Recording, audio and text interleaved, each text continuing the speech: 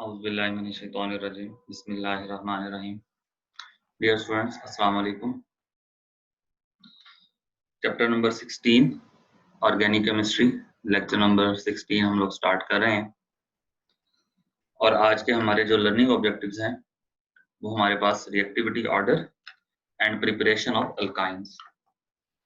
इससे पहले हम लोगों ने अपना जो प्रीवियस लेक्चर था उसमें IUPAC नेमिंग ऑफ अल्काइंस, यानी अल्काइंस को नाम कैसे देते हैं। अगर आपके सामने एक अल्काइन लिखी हुई है तो आप उसको नाम कैसे देंगे, हमने उसके रूल्स डिस्कस किए थे। मैंने आपसे कहा था कि आपका हर लेक्चर आपके प्रीवियस लेक्चर से कनेक्टेड होगा। देखें, अगर आपको प्रिपरेशन ऑफ अल्कीन्स का टॉपिक जहन में होगा तो अल्काइंस को समझना बहुत आसान होगा, क्योंकि हम जो तरीके अल्काइंस को प्रिपेयर करने के लिए अडॉप्ट करते हैं वो ऑलमोस्ट अल्कीन्स वाले ही होते हैं। एनीवेज, हम आज के लेक्चर देखते हैं जिसमें हम सबसे पहले रिलेटिव रिएक्टिविटी या reactivity order between alkenes, alkynes and alkanes ये स्टडी करते हैं। ये एक बहुत इंपॉर्टेंट शॉर्ट क्वेश्चन है। ये बोर्ड में बहुत ज़्यादा इसके चांसेस हैं कि पूछा जाता है। तो जिस तरह कल हम लोगों ने नोमेनक्लेचर में देखा था कि अगर सेम पोजीशन पर डबल बॉन्ड और ट्रिपल बॉन्ड आ जाते हैं तो हम डबल बॉन्ड को प्रेफर करते हैं। कल की अगर आपको एक एग्जांपल याद हो तो उसमें हमने देखा था कि अगर डबल बॉन्ड और ट्रिपल बॉन्ड सेम पोजीशन पर आ जाते हैं, यानी जब आप नंबरिंग स्टार्ट करते हैं, वन पोजीशन पर डबल बॉन्ड है और दूसरी साइड से वन पोजीशन पर ट्रिपल बॉन्ड है, तो मैंने आपसे ये कहा था कि डबल बॉन्ड को प्रेफर किया जाएगा। तो उस टाइम भी मैंने आपसे कहा था कि उसकी एक रीजन ये भी हो सकती है, ये कोई श्योर शॉर्ट रीजन नहीं है, ये एक वैसे ही सजेशन है कि जो अल्कीन्स होती हैं ये मोर रिएक्टिव होती हैं एज कंपेयर टू अल्काइंस। और ये बात बड़ी इंटरेस्टिंग होती है। देखें, जो अल्कीन्स हैं, यहाँ पर आपको रिएक्टिविटी ऑर्डर नजर आ रहा है कि alkenes are most reactive than alkynes and alkynes are more reactive than alkanes. देखें, रिएक्टिविटी के हवाले से जब हम बात करेंगे, अल्केन्स को तो वैसे ही हम लोग इस रेस में निकाल देते हैं, क्योंकि अल्केन्स के अंदर सारे के सारे सिग्मा बॉन्ड होते हैं and sigma bonds are very strong bonds, it is very difficult to break a bond. तो अल्केन्स तो इस रेस में वैसे भी शामिल नहीं होते।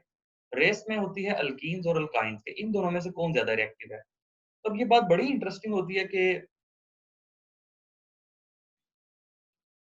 जो हम रिएक्टिविटी ऑर्डर सजेस्ट करते हैं उसमें अल्कीन्स जो होती हैं वो मोर रिएक्टिव होती हैं और अल्काइंस जो होती हैं ये लेस रिएक्टिव होती हैं। तो उसकी वजह जो है वो बड़ी सिंपल है। देखें, जो अल्काइंस होती हैं इनमें हाइब्रिडाइजेशन होती है sp। हमारा जो नेक्स्ट लेक्चर आएगा इंशाल्लाह उसमें मैं इसकी हाइब्रिडाइजेशन को एक्सप्लेन करूंगा, क्योंकि हमारे पास जो नेक्स्ट टॉपिक आएगा वो थोड़ा अल्काइंस को हाइब्रिडाइजेशन के हवाले से जब एक्सप्लेन करेगा तो फिर आपको ये पॉइंट मजीद क्लियर हो जाएंगे। अल्कीन्स के अंदर जो हाइब्रिडाइजेशन होती है वो होती है sp2। एनीवेज, अल्कीन्स के अंदर एक पाई बॉन्ड होता है और अल्काइन में आपको पता है दो पाई बॉन्ड होते हैं। Alkynes are most stable as compared to alkenes due to extra pi bond. तो अल्काइन के अंदर एक पाई बॉन्ड एक्स्ट्रा होता है, जिसकी वजह से वो जो दो कार्बन है जो ट्रिपल बॉन्ड बना रहे हैं वो एक दूसरे के मजीद करीब आ जाते हैं और उनके दरमियान अट्रैक्शन बहुत स्ट्रांग हो जाती है। और उनका जो पाई बॉन्ड होता है वो इतना ज्यादा फैला हुआ नहीं होता, ठीक है ना। तो अगर हम जिस तरह से, एक मैं सिंपल सी बात बताऊं कि अगर अल्कीन्स के ऊपर जो पाई बॉन्ड होता है, जिस तरह आपको पता है कि ये लूप्स होती हैं, तो ये वाला जो पाई बॉन्ड होता है अल्कीन्स का ये बहुत ज्यादा फैला हुआ होता है, एक्सपोज्ड होता है, इसका सरफेस एरिया बड़ा होता है। दूसरे लफ्ज़ों में आप सरफेस एरिया भी कह सकते हैं। Alkene pi bonds are more exposed due to large surface area. लेकिन जो अल्काइंस होती हैं इनमें दो पाई बॉन्ड आने की वजह से इनके अंदर जो ऑर्बिटल्स हैं वो बड़े करीब करीब हो जाते हैं। अब अगर हम देखें तो इनके अंदर जो इलेक्ट्रॉन्स हैं वो इतने ज्यादा एक्सपोज नहीं है, सरफेस एरिया इतना ज्यादा नहीं है। तो अगर बाहर से कोई चीज आती है, पॉजिटिव चीज आती है खास तौर पे, तो अल्कीन्स का सरफेस एरिया ज्यादा होने की वजह से वो उसके साथ रिएक्ट बड़ी आसानी से कर लेती है। लेकिन जो अल्काइन्स होती है इनका सरफेस एरिया कम होने की वजह से इनके इलेक्ट्रॉन्स इतने ज्यादा एक्सपोज नहीं होते, तो ये बाहर से जो अगर कोई पॉजिटिव चीज आती है तो उसको इतना आसानी से अट्रैक्ट नहीं करेंगे। तो ये एक बड़ी सिंपल सी रीजन होती है कि अल्कीन्स का जो रिएक्टिविटी ऑर्डर है वो इन तमाम में सबसे ज्यादा है, due to one pi bond and large surface area. But when we talk about alkynes, then extra pi bond is present. As a result, carbons जो होती हैं वो एक दूसरे के बहुत ज्यादा करीब आ जाती हैं, सरफेस एरिया कम हो जाता है, इलेक्ट्रॉन एक्सपोज नहीं होते, जिसकी वजह से उनकी रिएक्टिविटी जो होती है वो अल्कीन्स के मुकाबले में कम हो जाती है। तो ये एक शॉर्ट क्वेश्चन है, ये आप लोगों ने जहन में रखना है। इसके हवाले से इंशाल्लाह मजीद बात भी हम अपने नेक्स्ट लेक्चर्स में करते रहेंगे। अब हम चलते हैं अपने नेक्स्ट टॉपिक की तरफ, that is preparation of alkynes. मैंने आपसे कहा कि अल्कीन्स को जिस तरह से प्रिपेयर किया जाता है, अल्काइंस को भी ऑलमोस्ट उसी तरह से प्रिपेयर किया जाता है। अल्कीन्स की प्रिपरेशन का अगर आपको मेथड याद हो तो उसमें हमने एक मेथड पढ़ा था, डीहाइड्रोहैलोजिनेशन ऑफ अल्काइल हैलाइड। यहाँ पे विसिनल की जगह वहां पे हमने टर्म इस्तेमाल की थी अल्काइल, लेकिन यहाँ पे हम लोग जो टर्म इस्तेमाल कर रहे हैं ये है विसिनल। विसिनल का मतलब आप लोगों को पता होना चाहिए, विसिनल का मतलब होता है एडजेसेंट, बिल्कुल करीब करीब, या उर्दू में हम इसको कह सकते हैं नेबर, हमसाया। जिस तरह अब ये कार्बन और ये कार्बन, ये है विसिनल कार्बन। लेकिन अगर मैं बात करूं इस कार्बन की, यहाँ पे अगर कोई कार्बन है लेट्स सपोज, तो ये कार्बन और ये कार्बन, ये कार्बन नंबर 1, ये कार्बन नंबर 2, कार्बन नंबर 3, यानी कार्बन नंबर 1 और कार्बन नंबर 3 ये एक दूसरे के एडजेसेंट नहीं है। लेकिन कार्बन नंबर 1 और ये कार्बन नंबर 2 ये एक दूसरे के एडजेसेंट होते हैं, यानी वो कार्बन जो एक दूसरे के साथ डायरेक्टली अटैच होते हैं उनको विसिनल कार्बन कहते हैं, जिस तरह से यहाँ पर आपको नजर आ रहा है।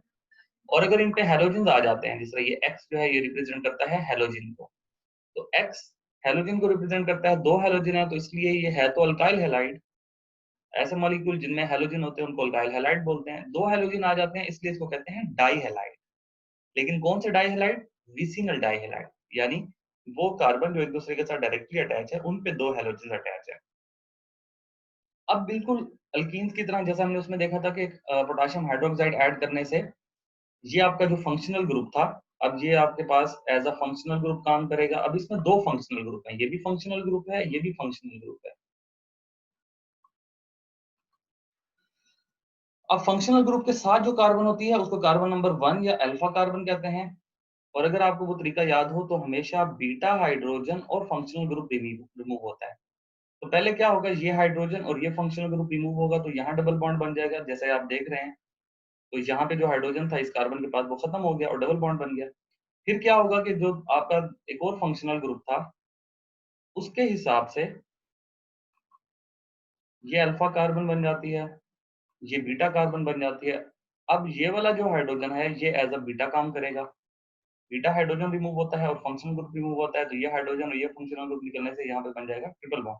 यही चीज आप लोगों ने 10th क्लास में भी पढ़ी थी। देखें, जो आप लोग मेजर चीजें पढ़ते हैं, मैंने आपसे कहा था अगर आपको आपके प्रीवियस कॉन्सेप्ट स्ट्रांग होंगे तो फिर आपके लिए ये चीजें और ज्यादा आसान होती हैं। यही रिएक्शन आप लोगों ने 10th क्लास में भी पढ़ा था, डीहाइड्रोहैलोजिनेशन और विसिनल डाइहैलाइड के नाम से ही पढ़ा था। तो वही चीज हम लोग रिपीट कर रहे हैं कि अगर हमारे पास ऐसा अल्काइल हैलाइड है जिसमें दो हैलोजन हो, तो उनमें पोटेशियम हाइड्रोक्साइड या कोई भी स्ट्रॉन्ग बेस, जिस तरह यहाँ पर पोटेशियम हाइड्रोक्साइड और फिर एक नई बेस सोडियम एमाइड, ये जो बेस है इसका नाम है सोडियम एमाइड। NH2 ग्रुप को एमाइड ग्रुप कहते हैं, तो ये बन जाता है सोडियम एमाइड। ये भी एक बहुत स्ट्रॉन्ग बेस है, इसमें NH2 पे नेगेटिव चार्ज होता है, सोडियम पॉजिटिव होता है। बेस आपको पता है ज्यादातर, बल्कि बेस पे हमेशा नेगेटिव चार्ज होता है या इलेक्ट्रॉन्स एक्सेस में होते हैं। तो कहने का मतलब ये है अल्कीन में जो प्रोसेस आप एक दफा करते हैं, अल्काइन के लिए वो आपको दो दफा करना पड़ता है।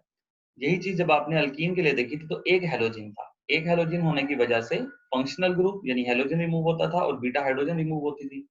अब दो हैलोजन है तो बारी बारी एक दफा यहाँ पर एक हैलोजन और हाइड्रोजन निकलने से डबल बॉन्ड बनेगा, फिर एक हैलोजन और हाइड्रोजन निकलने से ट्रिपल बॉन्ड बन जाएगा। तो इस तरह से हम लोग अल्काइंस को प्रिपेयर करते हैं with the help of dehydrohalogenation of vicinal dihalide। vicinal का मतलब आपको पता होना चाहिए, मैं बता चुका हूँ, नेबर यानी एडजेसेंट, डाइहैलाइड यानी दो हैलोजन। कंडीशंस वही हैं, बेस इस्तेमाल करेंगे तो बारी बारी एक हाइड्रोजन और फंक्शनल ग्रुप रिमूव होने से ट्रिपल बॉन्ड बन जाएगा। अब यहाँ पर तो हम जनरल बात कर रहे थे, एक्स अटैच है। अब हम जरा स्पेसिफिक बात करते हैं। ये आपके सामने एक एग्जांपल है विसिनल डाइहैलाइड की। आप इसमें बेस ऐड की तो पहले एक यहाँ से ब्रोमीन निकला और यहाँ से हाइड्रोजन निकला। देखें, जहां से फंक्शनल ग्रुप निकलेगा या हैलोजन निकलेगा उस कार्बन की हाइड्रोजन नहीं निकलेगी, क्योंकि वो कार्बन होती है अल्फा। ये वाली जो कार्बन है ये है अल्फा, अल्फा हाइड्रोजन ही निकलता होता। कौन सा हाइड्रोजन निकलता है जी? बीटा। ये मैं पहले एक्सप्लेन कर चुका हूँ। तो बीटा हाइड्रोजन यहाँ से जब निकलेगा तो यहाँ एक हाइड्रोजन रह जाएगा, CH2 से ये बन जाता है CH। ये वाला हाइड्रोजन निकल गया और यहाँ से हाइड्रोजन निकल गया तो डबल बॉन्ड बन गया। अगेन यही रिएक्शन फिर रिपीट होगा, फिर ये वाला ब्रोमीन निकलेगा और यहाँ से एक हाइड्रोजन निकल जाएगा तो ये बन जाएगा CH। और अब इनके दरमियान क्या बन जाएगा? ट्रिपल बॉन्ड बन जाएगा। Higher alkynes are also found in the presence of alcoholic KOH। अगर आपने यहाँ पर देखा कि दो कार्बन वाला अगर आपने डाइहैलाइड इस्तेमाल किया था तो दो कार्बन वाली अल्काइन बनी थी यानी इथाइन बनी।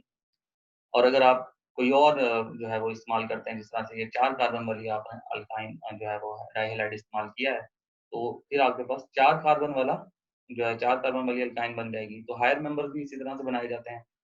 तो मैंने आपसे कहा था जो रिएक्शन आपको दिया जाता है, ये आपको समझाने के लिए होता है, आपको कोई भी अल्काइन प्रिपेयर करने को कही जा सकती है। आपको प्रोपाइन बनानी आनी चाहिए। यानी अगर आपसे कहा जाए कि प्रोपाइन बना के दिखाएँ, तो प्रोपाइन के लिए यहाँ पे CH3 हो जाएगा जस्ट। ये CH3 कर दें, बाकी सारा कुछ वही रहेगा, तो यहाँ पे भी CH3 आ जाएगा और ये प्रोपाइन बन जाएगी। ब्यूटाइन बनाने के लिए ये तरीका आपके सामने है, पेंटाइन दी जाएगी, तो फिर आपने यहाँ CH2 और इसके आगे CH3 कर देना है। कोई भी अल्काइन आपको प्रिपेयर करनी आनी चाहिए। मैंने आपसे कहा था ऑर्गेनिक केमिस्ट्री में जो रिएक्शन आप लोग देखेंगे, ये सिर्फ़ आपको समझाने के लिए होगा। उस तरीके को इस्तेमाल करते हुए आपने अपना कॉन्सेप्ट स्ट्रॉन्ग करना है कि अगर आपको पेपर में ज़रूरी नहीं है आपको पेपर में सिंपल सा सवाल आएगा कि how you can prepare alkyne, तो आप कहेंगे जी विसिनल डाइहैलाइड से आती है और इसके बाद ये रिएक्शन लिख देंगे। आपको ये पूछा जा सकता है, how you can prepare hexyne, ठीक है? अब हेक्साइन बनानी है। अब हेक्साइन बनाने के लिए तरीका तो यही होगा विसिनल डाइहैलाइड, लेकिन कौन-सा डाइहैलाइड लेना है जी? 6 कार्बन वाला डाइहैलाइड लेना है। तो फिर आप इसको अप्लाई करके देखेंगे, तभी आपको ये चीज़ समझ आएगी। तो ये है हमारे पास पहला मेथड, यानी preparation of alkyne with the help of dehydrohalogenation of vicinal dihalide. Dehydrohalogenation को मैं पहले एक्सप्लेन कर चुका हूँ। डी का मतलब रिमूवल, हाइड्रो का मतलब हाइड्रोजन और हैलोजिनेशन यानी हैलोजन, हाइड्रोजन और हैलोजन का रिमूव होना। और हम देख सकते हैं कि जब भी इस तरह से आप बेस डालते हैं तो एक हाइड्रोजन रिमूव होता है और एक हैलोजन रिमूव होता है। फिर बेस डालते हैं तो अगेन एक हाइड्रोजन रिमूव होता है और एक हैलोजन रिमूव होता है और फिर दरमियान में ट्रिपल बॉन्ड बन जाता है। 2 मेथड हमारी बुक में दिए हुए हैं, एक है डाइहैलाइड विसिनल वाला और एक है हमारे पास जेमिनल डाइहैलाइड। जेमिनल और विसिनल ये 2 टर्म्स हैं। जेमिनल का मतलब होता है सेम, याद रखें, विसिनल होता है एडजेसेंट, जेमिनल का मतलब होता है सेम। आपने ऊपर एग्जांपल में देखा कि 2 डाइहैलाइड थे और दोनों अलग-अलग कार्बन पे थे। अगर एक ही कार्बन पर 2 हैलोजन आ जाएँगे, तो इसको कहेंगे जेमिनल डाइहैलाइड। ये उससे थोड़ा आसान है क्योंकि इसमें देखें ये फंक्शनल ग्रुप, दोनों फंक्शनल ग्रुप सेम कार्बन पर है। तो ये आपकी अल्फा कार्बन है और ये क्या हो जाएगी आपके पास बीटा कार्बन हो जाएगी।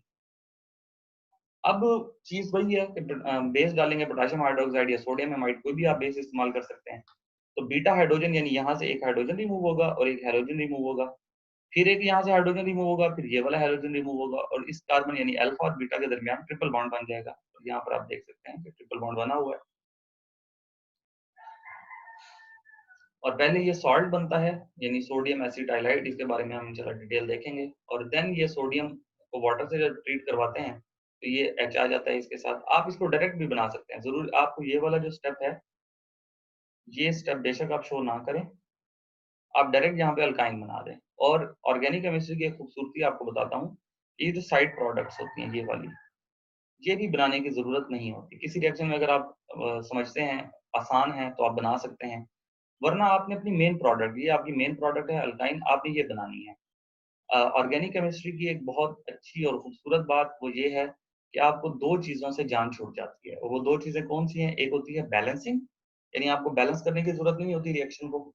दूसरा साइड प्रोडक्ट्स। तो ये 2 चीज़ें आप इग्नोर करते हैं। अभी आगे चलकर जब हम रिएक्शन देखेंगे ना ऑर्गेनिक केमिस्ट्री में, तो आपको बहुत सारे रिएक्शन ऐसे नज़र आएँगे जो बुक में भी ऐसे ही लिखे होंगे जो बैलेंस नहीं होंगे। आप कहेंगे सर उधर 1 ऑक्सीजन था, प्रोडक्ट में 2 हैं, तो वो 1 ऑक्सीजन कहाँ से आया? तो इस तरह की चीज़ें जो है ना ऑर्गेनिक केमिस्ट्री में इग्नोर की जाती हैं। ऑर्गेनिक केमिस्ट्री में चूँकि हम लोग मैकेनिज़्म बहुत डिटेल में स्टडी करते हैं, तो मैकेनिज़्म पे फोकस किया जाता है। तो ये चीज़ें इंशाल्लाह वक़्त के साथ-साथ आपको मज़ीद क्लियर हो जाएँगी। अब आप लोगों को इस स्लाइड में क्या है कि जेमिनल का कॉन्सेप्ट होना चाहिए, यानी सेम डाइहैलाइड 2 हैलोजन हो। अगर एक ही कार्बन पर 2 हैलोजन आ जाएँगे तो उस अल्काइल हैलाइड को जेमिनल डाइहैलाइड कहेंगे। इसमें भी वही प्रोसेस रिपीट होगा, बेस डालने से बीटा हाइड्रोजन्स रिमूव होंगे और हैलोजन्स रिमूव होंगे। इसमें एक चीज़ आपको कन्फ्यूज़ करने के लिए दी जा सकती है, अगर यहाँ पर CH2 की बजाय CH होता, यानी एक हाइड्रोजन होता, यहाँ CH2 की जगह CH होता, तो आप यहाँ पर डबल बॉन्ड बनाते, फिर ट्रिपल ना बनता। क्योंकि आपको पता है कि जब भी हाइड्रोजन निकलेगा, वो बीटा से निकलेगा। तो अगर आपको कंफ्यूज करने के लिए यहाँ पे CH दे दिया जाता, तो आप एक यहाँ पर चीज़ बनाते डबल बॉन्ड, ट्रिपल बॉन्ड ना बना सकते। ये भी आपको कंफ्यूजिंग एक क्वेश्चन दिया जा सकता है कि अगर आपको रिएक्शन दे दिया जाता है जैसे प्रोडक्ट बना के दिखाएँ, तो अक्सर बच्चे वो डाई हैलाइड से ट्रिपल बॉन्ड बना देते हैं। तो ट्रिपल बॉन्ड अगर बनेगा तब बनेगा जब यहाँ पर 2 हाइड्रोजन होंगे। अगर बीटा पोज़ीशन पर 2 हाइड्रोजन होंगे, तभी आप उसके अंदर अल्काइन प्रिपेयर कर सकते हैं। अगर बीटा पोजीशन पर 2 हाइड्रोजन नहीं होंगे तो फिर यहाँ पे अल्काइन नहीं बनेगी, अल्कीन बनेगी। और अगर यहाँ पर 2 ना हो, 1 ना हो, कोई भी ना हो, यहाँ पर कोई हाइड्रोजन नहीं है, तो फिर आप अल्काइन बना ही नहीं सकते। अल्काइन बनाने के लिए या अल्कीन बनाने के लिए बीटा हाइड्रोजन्स का प्रेजेंट होना मस्ट है। अगर बीटा हाइड्रोजन नहीं होंगे तो आप उस रिएक्शन से अपने डिजायर्ड प्रोडक्ट्स को नहीं बना सकते। एक लास्ट मेथड है हमारे पास प्रिपरेशन ऑफ अल्काइंस के अंदर, एक है अल्काइलेशन। ये जो मॉलिक्यूल आपको नजर आ रहा है इसे कहते हैं एसिटाइलाइड्स। कार्बन कार्बन ट्रिपल बॉन्ड्स को जो सॉल्ट होता है इसको एसिटाइलाइड्स बोलते हैं। अब ये एसिटाइलाइड्स हम लोग कैसे बनाते हैं, हमारी नेक्स्ट क्लास में इंशाल्लाह हम लोग इसको डिस्कस करेंगे। तो एसिटाइलाइड्स के अंदर जो कार्बन होती है उस पर नेगेटिव चार्ज होता है, ये एज अ न्यूक्लियोफाइल काम कर सकती है। अगर हम इसको किसी अल्काइल हैलाइड से रिएक्ट करवाएं तो ये नेगेटिव चार्ज जाकर उस अल्काइल ग्रुप पे अटैक करके हैलोजन को निकाल देगा, और ये CH3 यानी अल्काइल ग्रुप ये जाकर इस कार्बन से अटैच हो जाएगा। तो यहाँ पर आप देख सकते हैं पहले इस कार्बन पे नेगेटिव चार्ज था, लेकिन जब उसने अटैक किया अल्काइल ग्रुप पे, उसको उसको अपने साथ मिला लिया तो वो CH3 बन गया। अब ये क्या बन गई है, ये अल्काइन बन गई है। This is alkyne. और वो जो सोडियम था वो Br से मिलकर सोडियम ब्रोमाइड बना देगा। तो एक ये तरीका है with the help of alkylation. Alkylation इसको इसलिए बोल रहे हैं क्योंकि हम अल्काइल ग्रुप लगा रहे हैं। ये जो ग्रुप है आपके पास ये है अल्काइल ग्रुप। अल्काइल ग्रुप आपने कहाँ पर लगाया, इस कार्बन पे लगाया, और जब वो अल्काइल ग्रुप इस कार्बन पे अटैच होता है तो वो एक अल्काइन बन जाती है। ये जो ग्रुप आपको नजर आ रहा है C6H5, इसके बारे में भी मैं आपको बता दूं, इसे कहते हैं फिनाइल ग्रुप। ये आगे चलकर बेंजीन में इंशाल्लाह हम लोग देखेंगे, ये बेंजीन है। बेंजीन के अंदर आप लोग अगर एक हाइड्रोजन की जगह कोई ग्रुप लगा देते हैं तो उसको फिनाइल ग्रुप कहते हैं। इंशाल्लाह ये डिटेल हम लोग बेंजीन के टॉपिक में देखेंगे। C6H5 फिनाइल ग्रुप, ये बेंजीन ही है लेकिन इसकी एक हाइड्रोजन निकाल के आपने उसकी जगह पर कोई सब्स्टिट्यूशन अटैच कर दी है। तो ये हमारा बच्चे प्रिपरेशन ऑफ अल्काइंस का टॉपिक था कि हम लोग किस तरह से अल्काइंस को प्रिपेयर करते हैं। एक दफा ओवरव्यू कर लेते हैं आज के रिएक्शन लेक्चर को।